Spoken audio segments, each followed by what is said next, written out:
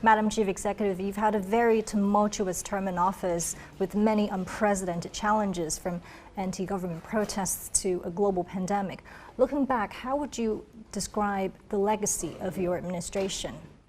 The term of 5 years is one of the most difficult since reunification in 1997.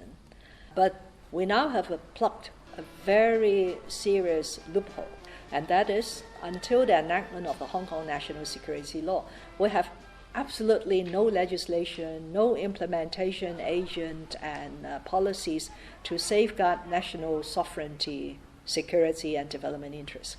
But now we have the National Security Law. It has given us that very firm foundation to move forward.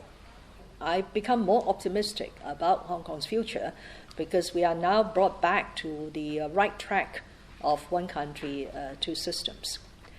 As for myself, I have this very strong sense of gratitude to the central government, because when Hong Kong faced such unprecedented challenges, the central government has given me absolute support, clear guidance, and the trust. And finally, I also feel very grateful to the people of Hong Kong. The majority of Hong Kong people are still patriotic. They don't want to see the erosion of one country, two systems.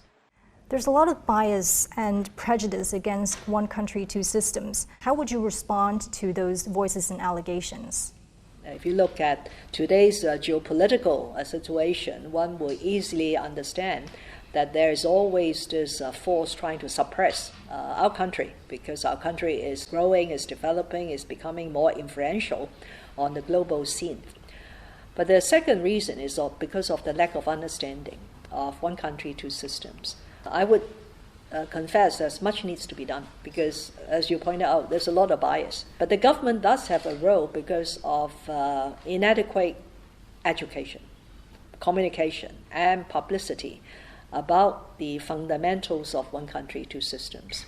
And I hope soon after COVID-19 epidemic is over, we will continue this program of inviting visitors from abroad and from the mainland to come to Hong Kong under a sponsored visitor program. Normally they stay for 1 week. We will arrange them to see the various institutions, including the Legislative Council members, the ICAC, the Department of Justice, and go to some activities so that they have a feel of the life in Hong Kong. And once they are here for a period, I doubt anybody could continue to complain that Hong Kong has no freedom. Hong Kong is one of the freest cities in the world. You have proposed the Northern Metropolis Development Strategy. How will this help serve Hong Kong's long-term interests, and how will it help Hong Kong find more synergy with the Greater Bay Area and the overall national strategy? Hong Kong needs more land. Hong Kong needs more connectivity with the mainland of China, particularly with Shenzhen. Innovation and technology needs a lot of support. In the Northern Metropolis, we are able to assemble a large area, about 240 hectares of land, to develop a sentient technopole.